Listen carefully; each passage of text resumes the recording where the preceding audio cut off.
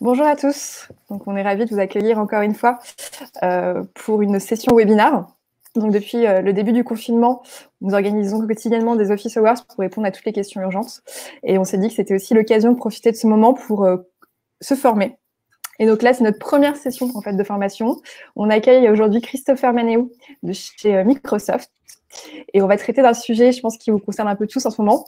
Il y en a certains qui ont toujours travaillé en télétravail, d'autres qui le découvrent. C'est quand même une façon de fonctionner assez particulière. Et aujourd'hui, Christopher va pouvoir témoigner parce que lui, il travaille depuis toujours en remote, en tout cas dans son équipe actuelle. C'est une équipe qui est constituée de 110 personnes dans 21 pays. Donc, c'est quand même assez costaud comme organisation.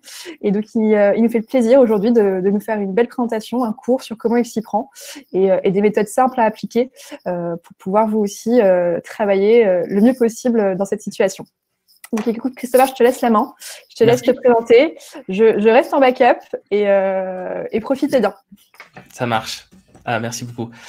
Bonjour à tous. Alors, je vais vous demander un petit effort d'imagination pour commencer. Imaginez que vous êtes dans la maison de vos parents, que vous avez dans votre chambre, votre lit. À 2,50 m, vous avez votre bureau. Et aujourd'hui, c'est le premier jour d'un nouveau job dans l'équipe. Toute votre équipe, y compris votre manager, est à 600 km. Vous êtes le seul développeur en remote. Et votre manager, c'est sa première expérience de management. Eh bien ça, c'est ma première expérience de remote qui a eu lieu il y a 12 ans en tant que contributeur individuel. Et cette présentation, c'est un petit peu ce que j'aurais aimé que mon manager de l'époque connaisse et même, vous allez le voir, tous les membres de l'équipe connaissent. Donc, je m'appelle Christopher Manéou, je suis Cloud Advocate chez Microsoft. Je vais vous présenter un petit peu l'équipe dans quelques instants parce que je pense que c'est important d'avoir du contexte. Il y a un certain nombre de choses que l'on fait dans notre équipe qui sont liées à notre contexte et qui ne sont pas forcément pertinentes dans votre contexte à vous. Alors, deux petits mots pour commencer. Le premier, c'est que, donc, vous l'avez vu, je travaille chez Microsoft. Donc, je vais vous montrer occasionnellement quelques produits Microsoft, mais les choses que je vous montre ou les techniques que je vous montre avec les produits Microsoft, Teams, OneNote, etc., on peut bien évidemment le faire avec d'autres outils du marché. La deuxième chose que je voulais vous dire, c'est que, en fait, nous, notre situation de remote, comme l'a dit Maya, on est en remote par défaut dans notre équipe. Microsoft est une société qui est assez libre en termes d'organisation. On a beaucoup de flexibilité du travail sur toutes les équipes, quasiment. Néanmoins, notre équipe est très particulière puisqu'elle a été créée remote first. Et vous verrez quelques exemples. Et on est répartis dans 21 pays sur quasiment tous les fuseaux horaires. Donc, ça crée quelques challenges intéressants. Donc, en fait, la situation actuelle qui force beaucoup d'entreprises, beaucoup d'organisations à faire du remote n'est pas une situation normale. Et ce qu'il faut se dire, c'est qu'à la fin de cette période-là, il ne va pas falloir forcément tirer d'enseignement sur le remote dans votre organisation telle qu'elle, parce que les gens sont obligés de faire du remote avec des enfants, dans un setup qui ne s'est pas préparé pour ça, avec des équipes et des outils qui ne sont pas préparés pour ça. Donc, l'idée, c'est de continuer à faire du remote et de vous donner des pistes qui sont peut-être actionnables là, maintenant, dans la situation actuelle, mais surtout pour construire une organisation remote ou partiellement remote sur le futur et sur le long terme. Alors, aujourd'hui, je vais vous d'abord présenter l'équipe. Comme je vous le disais, je pense que c'est important d'avoir un petit peu de contexte sur comment on est organisé. Et ensuite, je vais vous donner un certain nombre d'astuces ou de rituels que l'on a dans notre équipe. Et j'ai essayé de les organiser en 3 catégories. Le premier est la communication, qui est un des éléments les plus importants quand on est en remote, puisqu'il y a énormément de communication sur lequel on va devoir changer la manière de communiquer, puisqu'on est en remote, on n'est pas en physique. Ensuite, sur le support, et là j'entends comment un manager peut supporter ses équipes en remote. Et puis sur le feedback et la reconnaissance de ce que font les employés. Ensuite, il y aura une petite partie de Q&A, donc n'hésitez pas tout au long de la présentation à poser vos questions dans l'onglet questions de Livestorm. Alors, on va commencer donc par la présentation de l'équipe. Donc, comme je disais, notre équipe, on est l'équipe des Cloud Advocates. Qu'est-ce qu'on fait? Notre mission, c'est quoi? C'est deux éléments. Le premier, c'est d'aider les développeurs, et moi, plus particulièrement les développeurs qui sont en startup, en écrivant des articles, en faisant des conférences, en partageant du code ou en travaillant, en collaborant sur des projets open source. Mais c'est aussi aider nos propres équipes engineering, donc les équipes qui créent Azure, le cloud de Microsoft, en leur apportant de nouveaux scénarios, en les aidant à prioriser leur roadmap et en leur apportant du feedback sur certains produits ou certains contextes que nous, on a vu parce qu'on est proche des développeurs, parce qu'on va vers les communautés de développeurs, quelles qu'elles soient, y compris sur des technologies qui sont des technologies assez éloignées de l'univers Microsoft. Donc ça, c'est pour que vous compreniez un petit peu quel est l'objectif, quelle est la mission de notre équipe. En termes d'organisation, donc comme le disait Maya, on est un petit peu plus de 100 personnes aujourd'hui, soit des Cloud Advocates, soit des Cloud Advocates Program Managers. On est répartis dans 21 pays. Donc là, vous avez une carte qui représente les gros points où on est. Donc on est 5 en France, par exemple. Mais comme vous le voyez, on est répartis globalement sur tous les fuseaux horaires et sur des pays extrêmement différents. Ça, je vais en reparler juste après. Et il faut savoir que notre équipe, elle est dans une organisation. Donc la taille au-dessus, on est 600 personnes. Et cette organisation est relativement remote, puisque ces 600 personnes sont réparties dans 75 pays, ce qui représente 65 langues différentes. Et 41% de ces 600 personnes sont en dehors des États-Unis. Voilà. Donc ça, c'est le contexte un petit peu de l'équipe. En termes de management, puisque ce qu'on va essayer de faire aujourd'hui, c'est un focus sur le management remote, eh bien, c'est très très fréquent qu'un manager ait à manager des gens qui sont pas sur le même fuseau horaire, mais surtout pas sur le même continent. Ça, c'est un exemple d'un de mes anciens managers à moi, qui manageait des personnes aux États-Unis, en France et au Japon. Ça veut dire que ce manager-là, par exemple, ne peut pas faire une réunion d'équipe où tout le monde est présent, parce qu'il n'y aura pas un fuseau horaire sur lequel tout le monde peut être présent. Alors, ok. Visiblement, il y a quelques soucis avec les slides, mais ça a l'air d'être bon pour d'autres. Ne vous inquiétez pas si vous ne voyez pas les slides. De toute façon, toutes les slides seront mises à disposition à la fin de la présentation. Donc, comme je disais, cette équipe, en fait, on a un petit peu toutes les nuances de remote. On a la distance physique, qui est propre donc au télétravail, mais on a aussi la distance horaire, puisqu'on est réparti, vous l'avez vu, sur quasiment tous les fuseaux horaires. On a une distance culturelle. J'ai moi des personnes qui sont aux États-Unis, en France, en Angleterre, mais aussi, par exemple, en Inde, dans mon équipe. Donc on a de vraies différences culturelles. Et ça change énormément de choses sur la manière de recevoir ou d'émettre le feedback, ce genre de choses, d'émettre des suggestions ou de reprocher des choses. Mais en tout cas, de dire, ça, il y a quelque chose qui ne devait pas être fait comme ça, il va falloir changer la manière de faire, ça change énormément de choses. Et puis, on a une différence linguistique. Notre langue de travail, c'est bien évidemment l'anglais, mais il faut savoir que tout le monde n'a pas le même niveau d'anglais. Et donc, ça aussi, c'est des choses sur lesquelles il faut s'adapter. Donc ça, c'était pour vous brosser un petit peu le tableau de notre équipe et de notre contexte, puisque les éléments que je vais vous présenter après, l'idée, c'est de les revoir à l'aune de ce contexte-là. Il y a certainement des choses qui seront utiles dans vos équipes, mais il y en a peut-être d'autres qui ne seront pas forcément utiles ou qui ne devront pas être faits forcément de la même manière, parce que si on est tous en France sur le même fuseau horaire, et bien, il y a déjà énormément de choses que l'on peut faire, que l'on ne peut pas faire dans une équipe qui est sur autant de fuseaux horaires. Alors, le premier point, c'est la communication. La communication, c'est la chose... c'est le problème. Il y a plusieurs études qui existent sur le remote work qui sont faites chaque année depuis quelques temps, et sur notamment les difficultés que rencontrent les gens qui sont en remote work. Et quasiment systématiquement, la communication, c'est le premier problème, la première difficulté que rencontrent les travailleurs qui sont en remote. Donc, c'est vraiment quelque chose qu'il faut soigner, sur lequel il faut se focuser en tant qu'équipe et en tant que manager. Alors, la première chose que je voulais faire, c'est une distinction entre remote et asynchrone, parce que ce sont deux concepts différents qui sont parfois mélangés, parfois pas. Alors, nous, on fait les deux, et je vais vous expliquer pourquoi, mais du coup, je voulais revenir 2 minutes sur remote et asynchrone. Donc, remote asynchronisme, on peut le voir sur un graphique à 2 axes. On a tout d'abord un axe qui est: est-ce qu'on est sur site, est-ce qu'on est en remote?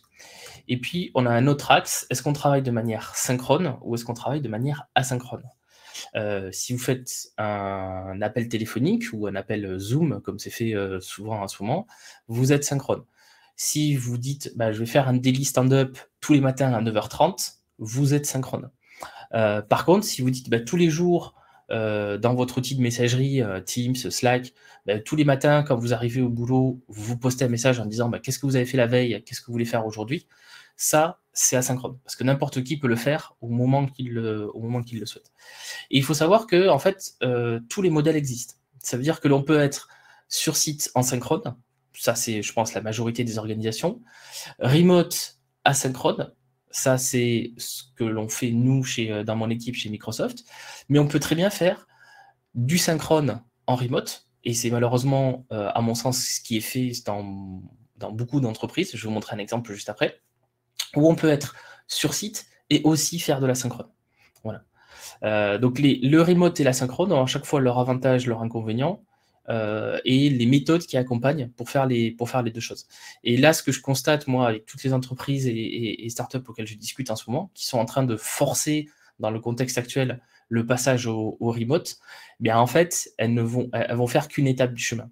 Elles vont mettre en remote, mais elles vont rester en asynchrone, ce qui apporte un certain nombre de problèmes, notamment avec la situation actuelle.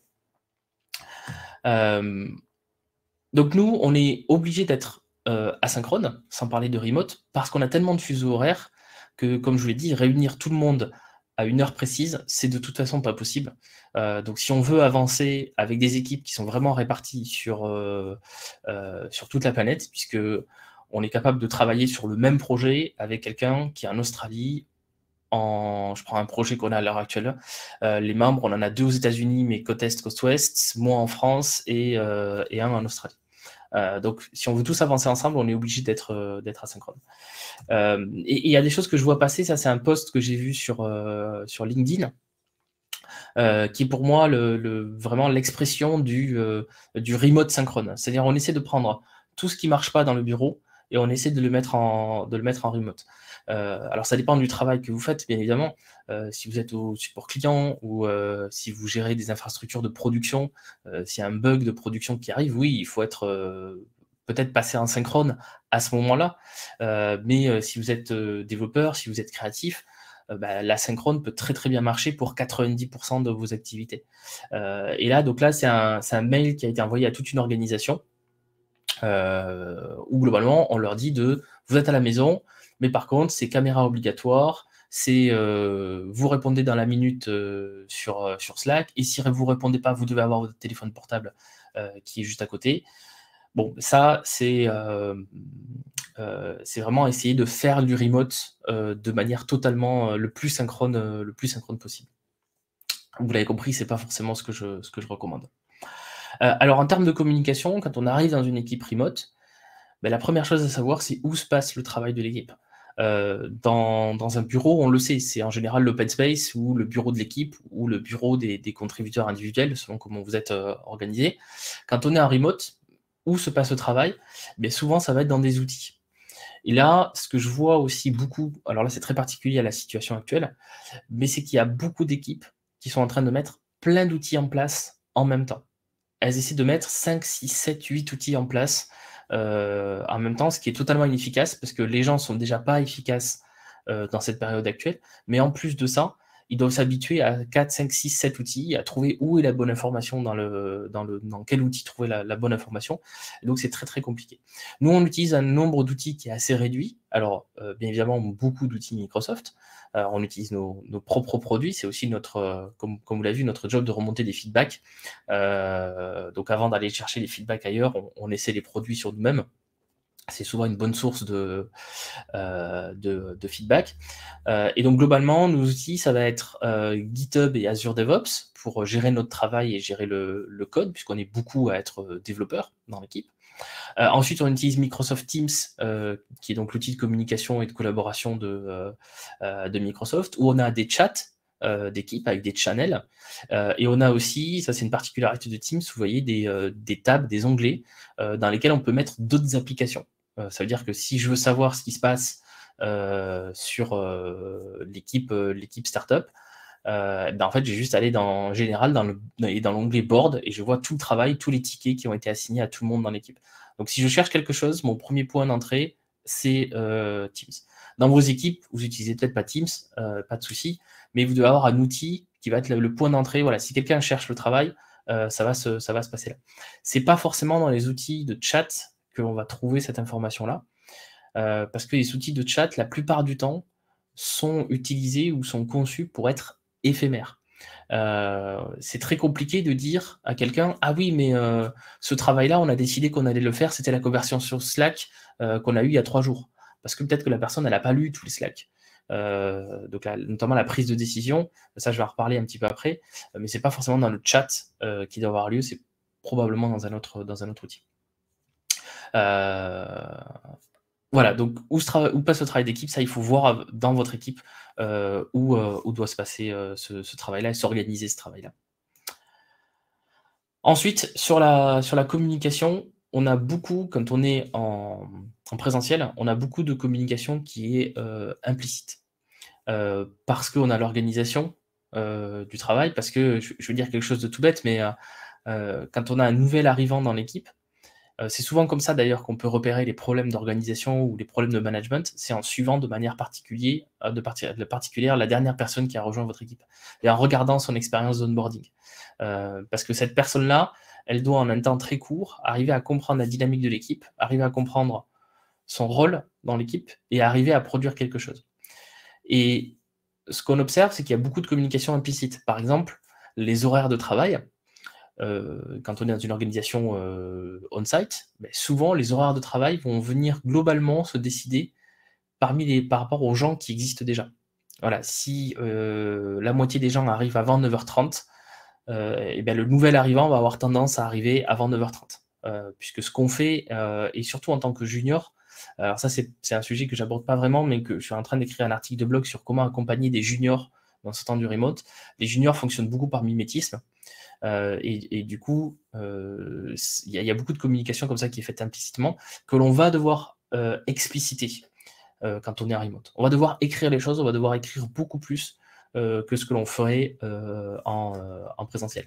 Pour vous montrer un exemple, ça c'est un document que l'on a, qui est assez gros, mais que l'on donne à tous les nouveaux arrivants dans l'équipe, où ils ont globalement, en fait, vous le voyez sur la droite, ils ont une liste de choses à lire et à faire, et quasiment toutes les actions courantes d'un employé sont marquées.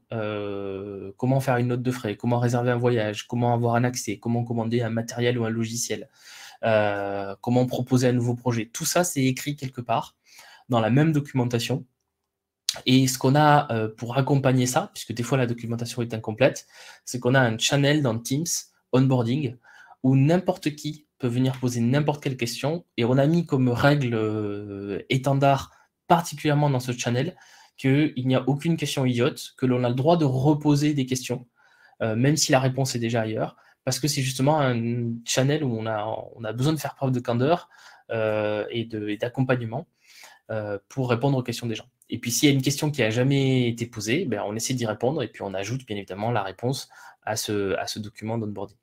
Je ne sais pas si vous voyez l'ascenseur qu'il y a sur le côté, qui est ici, mais il y a énormément de documentation à lire quand on arrive dans l'équipe. Mais tout est écrit. Donc il n'y a pas de choses qu'on va découvrir par habitude ou par tradition après. Un autre exemple que je voulais donner, là qui est propre au fait qu'on est sur une équipe remote, un des problèmes que l'on peut avoir avec le travail en remote, surtout quand on a des employés qui sont engagés sur leur travail ou sur leur projet, c'est d'arriver à faire la séparation entre le temps de travail et le temps personnel, le temps de repos. Ça, c'est un souci qu'on rencontre relativement fréquemment en remote. Les gens ont tendance à plus travailler versus moins travailler quand ils sont en remote. Je fais une parenthèse sur le contexte particulier de ce moment, surtout avec des gens qui sont parents et qui ont leurs enfants à la maison sans solution de garde, bien évidemment. Ils sont obligés de les garder vu le contexte actuel. Ça, c'est encore une fois une situation particulière. Du coup, il y a des choses que l'on doit mettre de manière explicite pour renforcer le message. Oui, on se doute que si on rejoint une équipe remote qui est dans tous les pays, il va y avoir des choses qui vont se passer en dehors de nos horaires de travail. Et pourtant, on le stipule. Donc là, c'est une collègue et puis ma signature de mail où on stipule, mes horaires de travail, c'est pas forcément les vôtres. Vous ne vous sentez pas obligé de répondre. Et c'est la même chose pour les meetings. on incite beaucoup les employés, les contributeurs, enfin toute l'équipe en fait, à ne pas forcément accepter un meeting. Alors peut-être que le meeting il va être à 19h ou 20h du soir quand on a un meeting avec nos collègues américains et vous vous dites bah, ce soir-là je peux le faire. Mais peut-être qu'un autre soir, vous ne pouvez pas, il ne faut pas se sentir obligé d'assister à ce meeting. Et je vais vous donner quelques éléments derrière sur comment on fait des meetings à distance. Mon prochain point, c'est de dire que finalement, en tant que manager, il faut revenir aussi à l'humain. Vous le savez, il y a une complexité quand on est en remote de contact social. Ça, c'est quelque chose qui peut gêner énormément les gens, surtout en fonction de leur vie personnelle à côté. Et quand on est en remote, il va falloir attacher beaucoup plus d'importance peut-être à l'humain versus ce que l'on fait des fois quand on est on-site. Une des meilleures techniques que l'on a pour faire ça, pour vraiment prendre du temps avec une personne et comprendre ce dont elle a besoin et la faire avancer, c'est les one-one. Donc c'est des rendez-vous qui peuvent être souvent courts. Nous, dans notre équipe, on a le choix, on laisse le choix en fait aux contributeurs individuels du temps du one-one et de la fréquence du one-one.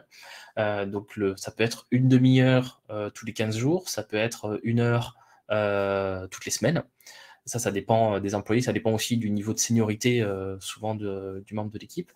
Et une des choses que l'on peut faire sur les premiers one-one, c'est remplir ce type de document. Donc il y en a qui sont un petit peu développeurs. En fait, c'est un README pour développeurs. Donc globalement, c'est un document qui explique comment la personne travaille. En général, c'est un document qui est rempli par la personne elle-même, par le membre de l'équipe lui-même, avant l'entretien, de manière asynchrone. On lui laisse quelques jours pour remplir ce document-là. Et ça va être des choses du type, quels sont son meilleur moyen de communication, quel est le meilleur moyen de le supporter, qu'est-ce qu'il attend du manager, comment il veut être reconnu pour son travail. Certaines personnes aiment bien être reconnues de manière personnelle, en direct. D'autres aiment bien être reconnus, souvent la plupart des gens aiment bien être reconnus en groupe. On a d'ailleurs un channel Celebrate Wins pour ça, où on remercie en fait ses collègues d'avoir fait quelque chose, où on montre leur travail. Donc ça, c'est un document qui est assez intéressant. Là, vous avez le mien, mon propre document, que je donne avec tous les gens avec qui je collabore. Et donc ça peut être un moyen d'engager la conversation. C'est pas encore une fois un moyen de dire vous lisez la doc, c'est comme ça que je fonctionne. C'est un moyen de démarrer une conversation. L'autre difficulté que l'on peut avoir, c'est de se rappeler de tous ces éléments-là et de faire attention à la personne. Moi, je sais que j'ai une mémoire qui est extrêmement sélective. Et donc, il y a des choses que je ne vais pas arriver à me rappeler, et pourtant j'ai envie de m'en rappeler. Et comme je l'ai dit, c'est très utile et c'est très important quand on est dans une équipe remote de se connecter à la personne avant de se connecter à l'employé ou à parler travail. Quasiment toutes les réunions qu'on fait, on passe les 5 premières minutes à discuter de nos vies, entre guillemets, d'avoir ce contact social qu'on pourrait avoir à la machine à café dans un environnement normal, mais qu'on n'a pas dans un environnement virtuel. Et on a aussi des channels dans Teams pour faire ça, bien évidemment. Donc du coup, une des autres techniques qui peut être utile pour ça, pour en fait renforcer la confiance que peuvent avoir les gens en vous ou les gens entre membres de l'équipe, et pour réduire ce qu'on appelle la distance mentale entre les gens, puisqu'on n'a pas une distance physique, mais on a quand même une distance mentale, une distance émotionnelle. C'est remplir ce type de cartographie, une map personnelle, où vous le voyez, en fait, c'est une map en fait, qui va représenter, entre guillemets, votre vie. Qu'est-ce qui se passe à la maison, comment est votre famille, quels sont vos hobbies en dehors du travail, quelles sont vos valeurs, quels sont peut-être vos objectifs ce mois-ci ou cette année, ce genre de choses. Pas forcément professionnel, hein. J'entends pas là les objectifs pro, mais voilà, les objectifs que vous avez un petit peu dans la vie. Et il y a plein de manières d'utiliser cette technique-là. Vous pouvez, en tant que manager, l'écrire vous-même au fur et à mesure des conversations que vous avez avec les membres de votre équipe, mais c'est aussi quelque chose qui peut être fait en groupe, en équipe. Alors ça, il y a plein de manières de le faire si on le fait en équipe. Ça peut être, par exemple, lors d'un onboarding, demander à la personne qui arrive dans l'équipe de remplir sa personal map et de la montrer à tout le monde, de la présenter à tout le monde. Et ensuite, ça peut être aussi un exercice de groupe où vous demandez à quelqu'un ou collectivement d'écrire cette carte sur un collègue. Alors, je vois qu'il y a une question par rapport au code du travail, le RGPD. Effectivement, il va falloir être précautionneux dans ce qu'on écrit là-dessus, sur la personne. L'idée, c'est d'avoir une vision de la personne et une vision de ce qui importe à la personne.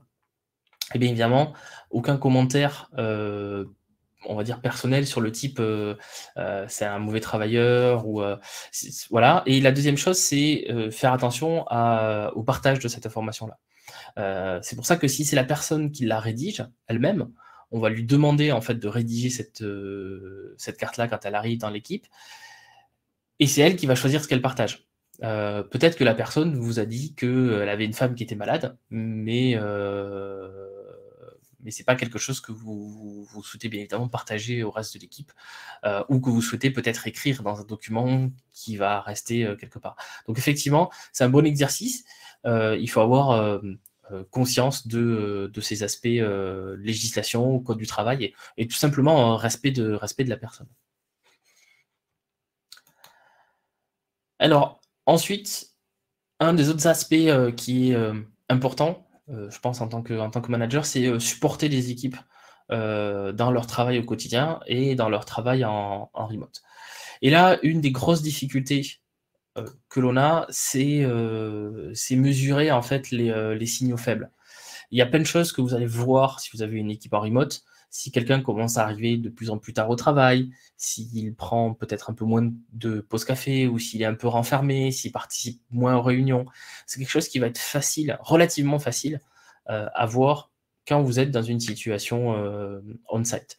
Par contre, quand vous êtes en remote, surtout si la personne elle coupe sa caméra, bon, est-ce qu'elle est là, est-ce qu'elle n'est pas là, comment elle va au quotidien, c'est peut-être des choses qui vont être beaucoup plus compliquées à mesurer, et l'origine du problème va être plus complexe à trouver.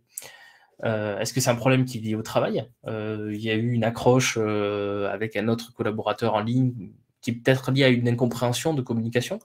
Il y aurait plein d'autres choses à dire sur la communication. Je pense notamment au smiley pour donner de l'émotion dans les messages que l'on écrit sur les plateformes de chat.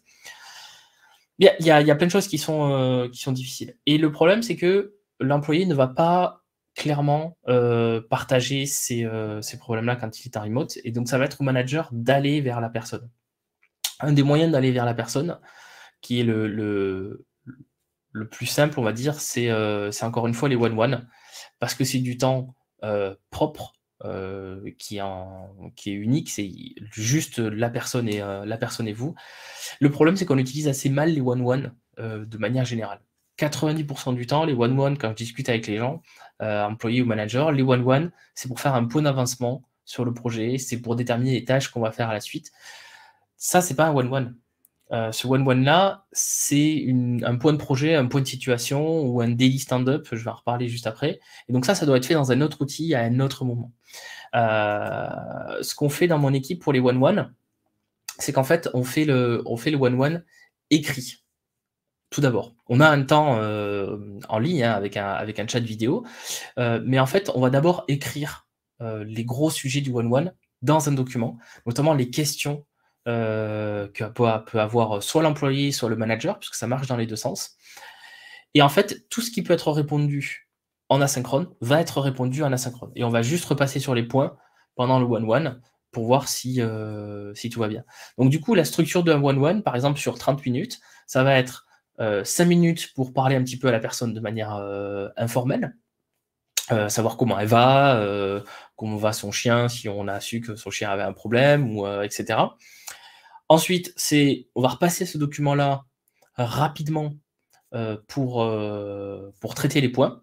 Il y a plein de choses, ce n'est que de l'échange d'informations. Vous remontez une information vers votre manager, ou votre manager va vous transmettre une information. Et la plupart du temps, ces informations-là, tant que ce n'est pas une grosse annonce, Si vous annoncez à quelqu'un qui va être promu ou qui va être viré, faut peut-être pas lui écrire un bullet point pour ça. Faut peut-être le faire en live. Mais sinon, il y a plein de petits points qui peuvent être mis de cette manière-là. Et donc, du coup, on va vraiment se concentrer sur la personne.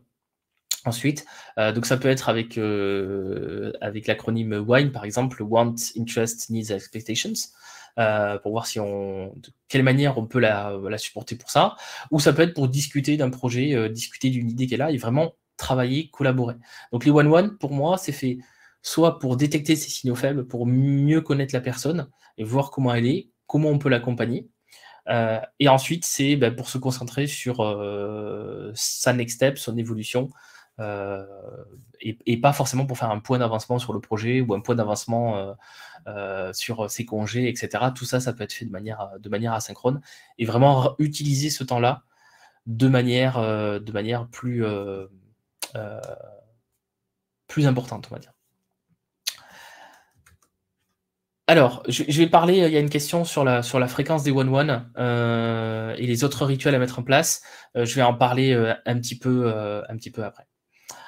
Ensuite, l'un des problèmes que l'on peut rencontrer, enfin, l'une des choses que l'on devrait faire dans nos équipes, remote ou pas d'ailleurs, c'est développer l'autonomie et la responsabilité.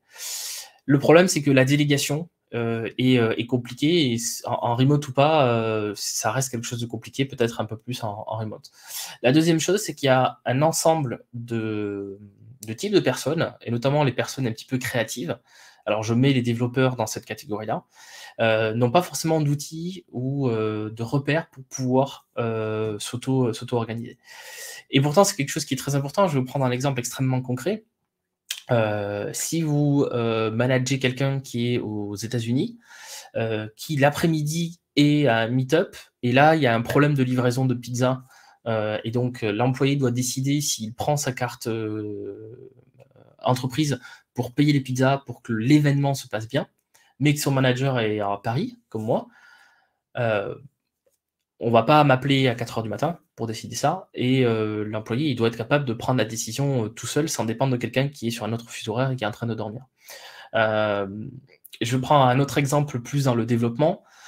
Souvent, des fois, les développeurs qui sont en remote ont tendance à se lancer sur des projets qui sont pas les plus pertinents. Allez, on va réécrire une partie de code, on va faire une réarchitecture sur ce truc-là parce que je devais résoudre un petit bug, mais finalement, c'est n'importe quoi. Et je discute souvent avec des CTO qui ont ce problème-là, de dire ils ont des développeurs en remote qui commencent à partir 15 jours sur faire un truc qui n'est pas du tout le focus du business ou du produit à ce moment-là. Une des techniques que vous avez pour pouvoir limiter ça, donc c'est à la fois limiter les choses qui ne doivent pas être déléguées, donc un employé qui va prendre trop de liberté par rapport à ce qu'il devrait faire, et à l'autre côté, permettre aux employés d'avoir cette liberté-là, parce qu'on essaie de pousser l'asynchronisme et parce qu'on est répartis partout, donc les employés en remote ne doivent pas être bloqués pendant 4 heures à attendre une réponse parce qu'il faut que quelqu'un se lève aux États-Unis. Une des techniques, c'est le délégation board et le délégation poker.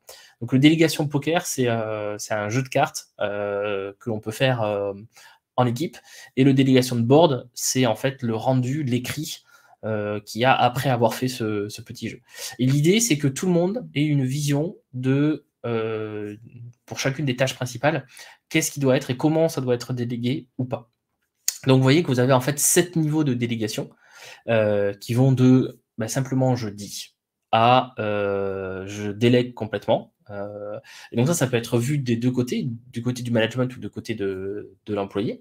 Par exemple, fixer un bug, si ça prend moins d'1 heure à fixer, pour moi, un développeur, ça doit être du niveau 1. Le développeur doit, s'il tombe sur un bug alors qu'il est en train de faire une tâche, il doit fixer le bug sans le dire à son lead développeur. Enfin, sans le demander l'autorisation à son lead développeur. Et ensuite, il va le dire à son lead développeur et au reste de l'équipe. À l'inverse, un CEO qui décide de revendre la société ou d'acquérir une startup, ça va peut-être être sur le reste de la compagnie, là aussi en mode tel. Il ne va peut-être pas demander l'autorisation à n'importe quel employé de la société d'acheter la boîte. Donc ça, c'est un petit jeu qu'on peut faire ensemble. Et ensuite, on peut avoir un board physique ou virtuel ou simplement un petit document, un petit tableau Excel qui liste ça. Ce qui permettra à un employé qui est en remote de savoir s'il y a un certain nombre de décisions qu'il peut prendre tout seul et comment il peut les prendre. Et surtout, est-ce qu'il peut les prendre directement et avec qui il doit les prendre. Un autre souci qu'on peut avoir sur le travail en remote, c'est comment être sûr en tant qu'employé qu'on fait le bon travail, que notre journée de travail, notre semaine de travail, elle a été utile à l'équipe. Et ça, c'est au manager d'apporter les clés pour ça. Ce que je vois dans nos équipes, c'est que on a des éléments d'évaluation qui sont clairs. Alors on pourrait refaire tout un webinaire sur le sujet. Bon, on l'utilise dans notre équipe. C'est pas généralisé à tout Microsoft. On utilise le principe des OKR, Objective Key Results, ce qui permet de manière assez simple de savoir si une tâche que l'on effectue est alignée avec ces objectifs-là. La deuxième chose, je pense aussi qu'il faut dédramatiser le fait d'avoir des mauvaises journées. Il y a des journées où on va pas être productif. Ça arrive de temps en temps. C'est pas très grave. Ce qui est plus important, c'est de comprendre pourquoi on n'a pas été productif et de corriger ou de mettre en place des actions pour être à nouveau productif. Et ce qu'on a aussi décidé au sein de l'équipe, donc là, vraiment l'équipe des 100 personnes, c'est qu'on a une action par défaut quand vous n'avez plus rien à faire. Alors, c'est très très rare dans une équipe de ne plus avoir rien à faire du tout.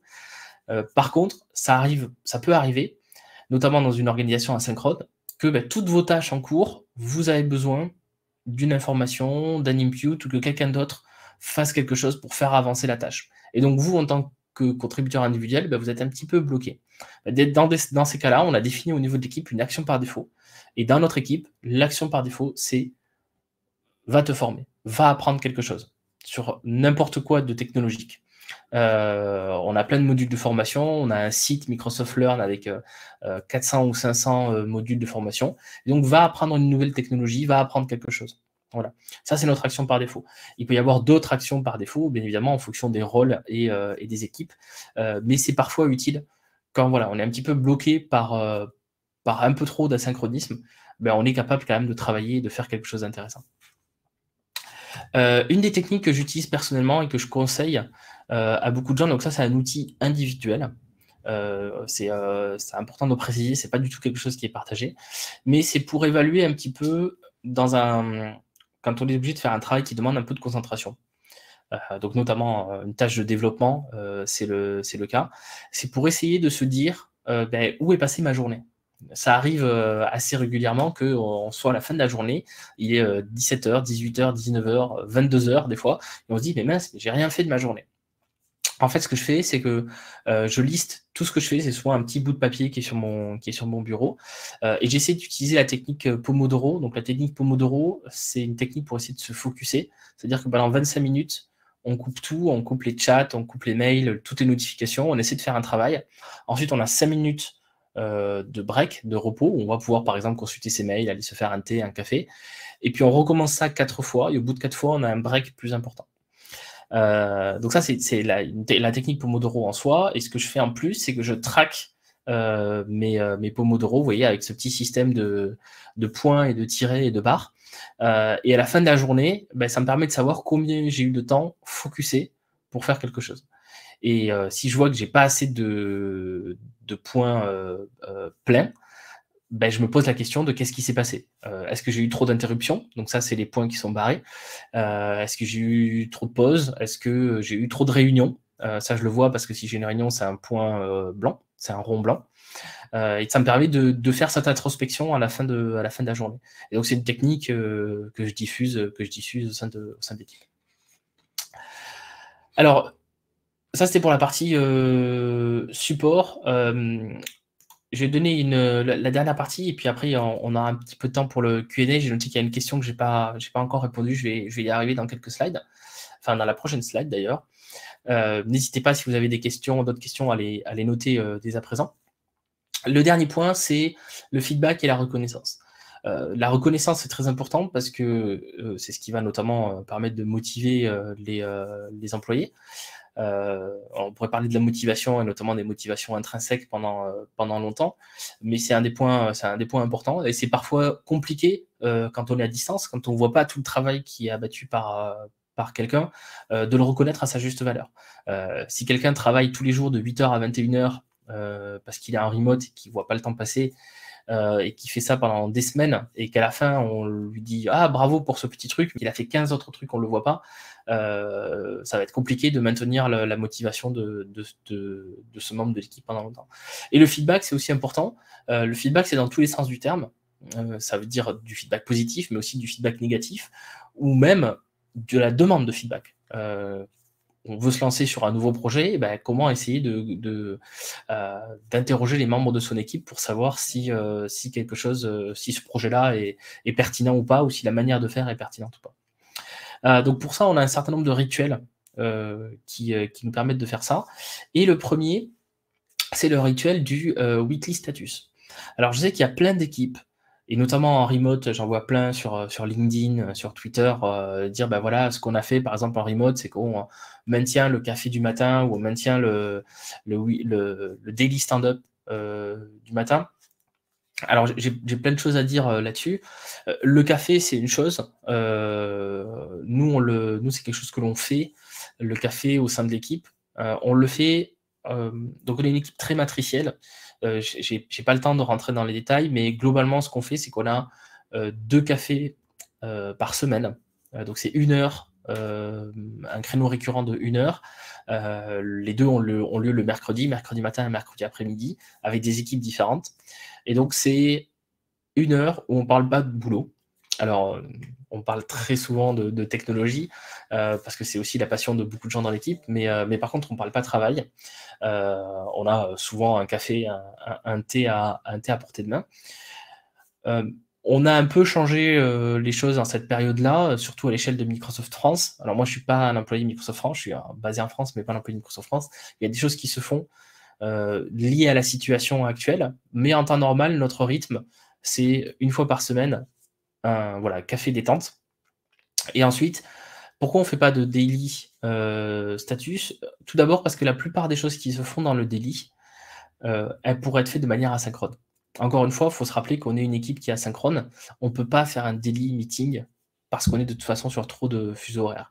La deuxième chose, c'est que ça force quand même tous les gens à se connecter à une certaine heure, à se bloquer un certain temps, et il n'y a pas d'écrit.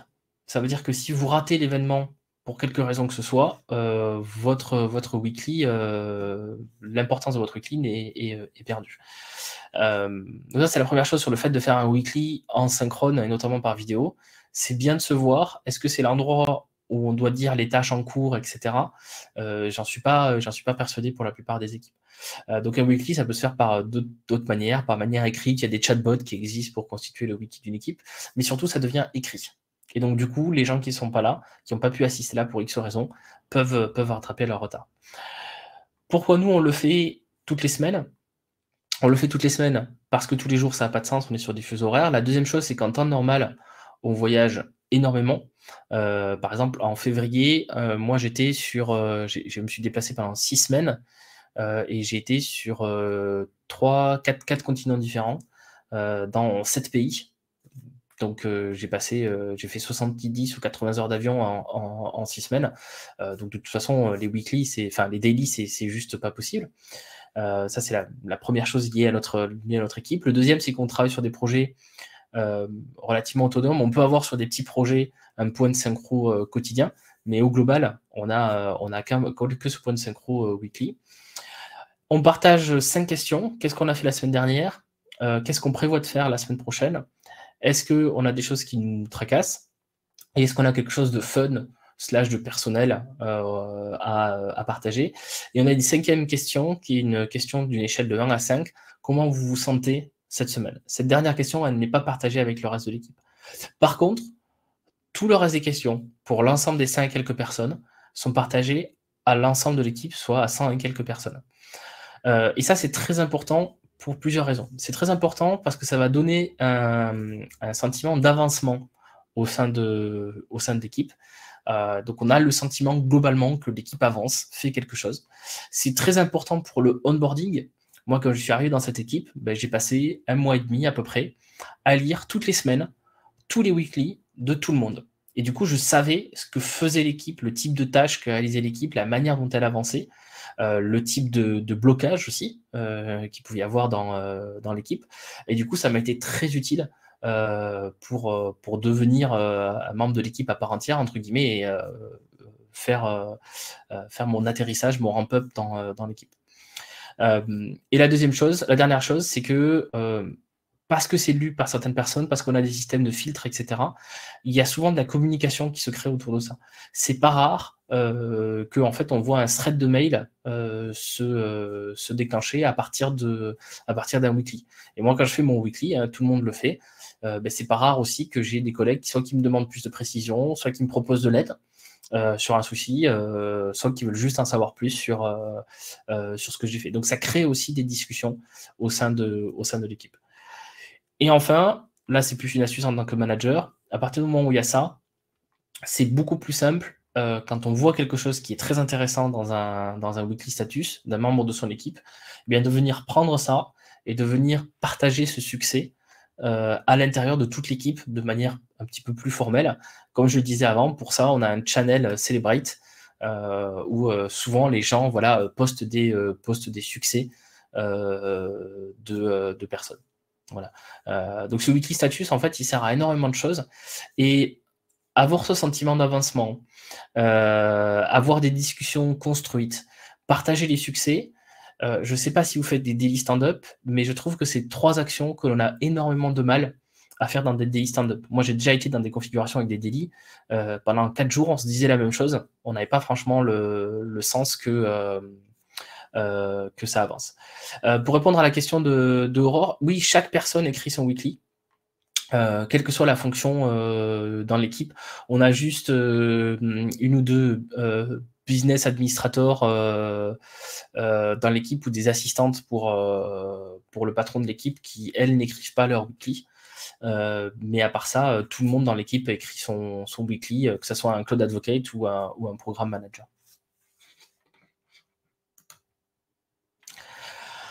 Ensuite, il y a quand même des moments où on a besoin de diffuser de l'information à l'ensemble de l'équipe. Pour ça, on fait des Hollands, donc c'est une pratique qui est assez courante. On a changé le rythme récemment, là, en début d'année. Avant, on était sur 1 heure par mois. Maintenant, on fait 1 demi-heure toutes les 2 semaines. C'est un agenda qui est partagé et qui est coécrit. Ça veut dire qu'avant le Hollands, vous savez globalement l'agenda. Alors, encore une fois, s'il y a des annonces particulières qui sont faites par le management, par le top management, elles ne sont pas écrites, elles sont faites en live, mais par contre, le reste est fait à l'avance. Et globalement, l'agenda est toujours construit de la même manière. On a d'abord 5 minutes qui sont des updates du top management sur le business, sur l'équipe, les recrutements, etc. Ensuite, à la fin, on a 10 minutes de questions-réponses. Et au milieu, on a des créneaux de 5 minutes où ce sont les équipes elles-mêmes qui viennent démontrer quelque chose, expliquer quelque chose, faire un retour d'expérience sur une action qu'elles ont faite. Ce qu'on a fait aussi, c'est qu'on a un note de cette présentation qui est différent, qui est tournant à chaque fois, et qui, la plupart du temps, c'est pas vrai tout le temps, mais la plupart du temps n'est pas un manager, mais un contributeur individuel. Ce qui donne aussi beaucoup de dynamisme au Hollands. C'est pas le patron ou la responsable de la communication interne qui fait tout le temps le Hollands avec peut-être une certaine monotonie qui peut s'installer parmi le temps. Là, le présentateur principal change à chaque fois. Bien évidemment, c'est enregistré parce que notre contrainte liée au fuseau horaire, donc on peut faire le replay si on n'a pas pu y assister. Et ce qu'on fait aussi, c'est qu'on change légèrement l'heure entre 2 éléments, de manière à ce qu'il y ait entre guillemets toujours qu'une seule zone qui soit gênée par le créneau de ce meeting-là, et que cette zone change de meeting en meeting. Ça veut dire qu'en tant qu'Européen, globalement, 1 fois sur 2, je vais peut-être étendre un petit peu ma journée de travail, mais je vais arriver à assister. Et 1 fois sur 3, pardon, et donc 2 fois sur 3, j'y assiste, et 1 fois sur 3, je peux regarder le replay. De manière à ce que ce ne soit pas tout le temps les mêmes qui soient exclus de ce Hollands. Et on a j'ai deux autres petites slides pour finir. La première, c'est qu'on a quand même besoin de se voir. Même si on fait du remote, ça je pense que c'est essentiel. Donc nous on a plusieurs moyens de se voir physiquement dans l'équipe. Le premier c'est un summit annuel qui a eu lieu début février cette année. Alors c'est un summit pas juste avec les 100 et quelques personnes, mais avec les 600 et quelques personnes de notre organisation qui sont toutes au même endroit sur la même semaine pour partager ensemble, pour faire des activités ensemble. Alors, je vous ai mis une photo de bowling, parce qu'on a fait un bowling, mais par exemple, on a aussi fait des travaux manuels. On a cousu des couvertures pour les enfants de l'hôpital de Seattle. Donc, il y a plein aussi d'autres activités qui sont des activités qui sont pas vraiment travail et pas forcément plaisir, mais qui donnent un sens à notre mission qui est globalement d'aider les gens. Donc ça, c'est un point important. Alors, le summit est très gros. C'est parfois difficile dans le summit d'avoir de vrais liens humains, parce que même si on n'est que notre équipe, on est déjà 100, donc c'est déjà énorme. Et en fait, notre équipe est responsable d'un gros événement international qui a lieu dans une trentaine de villes. Ça veut dire que à peu près tous les 2 mois, on se retrouve dans une ville étrangère avec 10-15 collègues, donc en plus petit comité, où voilà, souvent on va, puisqu'on arrive un petit peu avant le week-end pour se remettre du décalage horaire, etc. Donc ça aussi, c'est un moyen qu'on a dans l'équipe, de globalement, voilà, tous les 2 mois, on croise des gens de notre équipe, on passe du temps ensemble, souvent on va faire des visites de la ville. La plupart du temps, on a un des employés qui est local, et donc qui nous fait visiter ces endroits ou sa ville. Donc ça aussi, c'est un moyen que l'on a de se rencontrer physiquement. Une fois par an, pour moi, c'est vraiment le minimum. Nous, notre rythme fonctionne à peu près bien. Bien évidemment, avec ceux qui sont basés en France, mes collègues qui sont basés en France, on se voit plus régulièrement. Mais ça aussi, c'est important. C'est-à-dire que je pense que le remote est intéressant à plein d'aspects, mais il n'y a rien qui remplace un lien humain physique. La dernière petite chose que je voulais citer, et c'est la même chose en fait, c'est un peu lié à plein de choses, c'est que on essaie d'avoir les mêmes bénéfices sur site et en remote. Donc ce mail-là a été envoyé à l'organisation de 600 personnes l'été dernier. Sur ces 600 personnes, il y en a quand même un certain nombre qui sont sur notre siège de Redmond aux États-Unis, alors que notre équipe de 100 personnes, elle est vraiment répartie.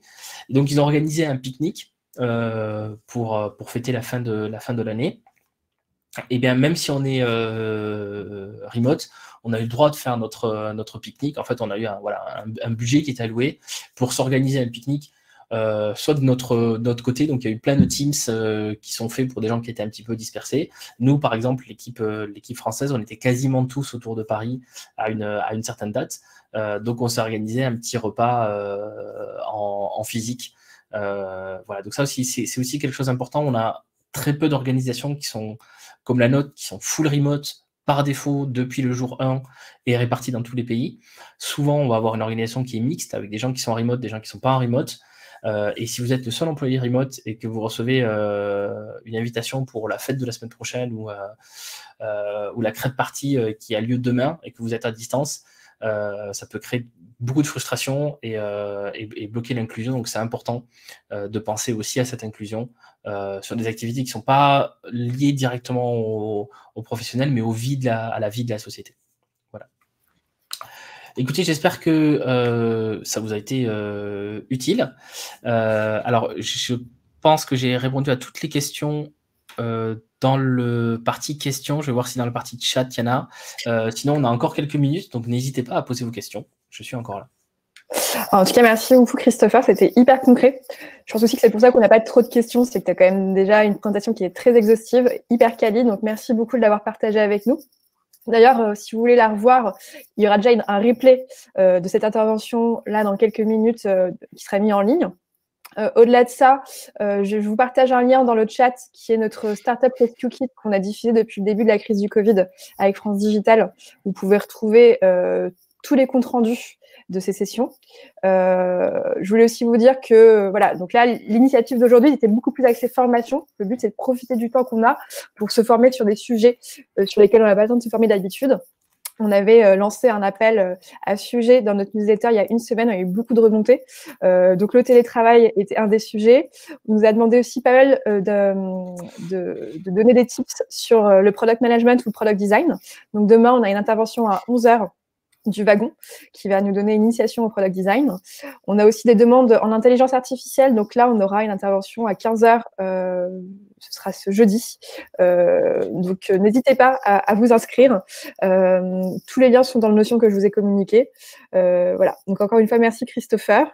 Et Avec plaisir. merci aux participants. Vous étiez assez nombreux aujourd'hui.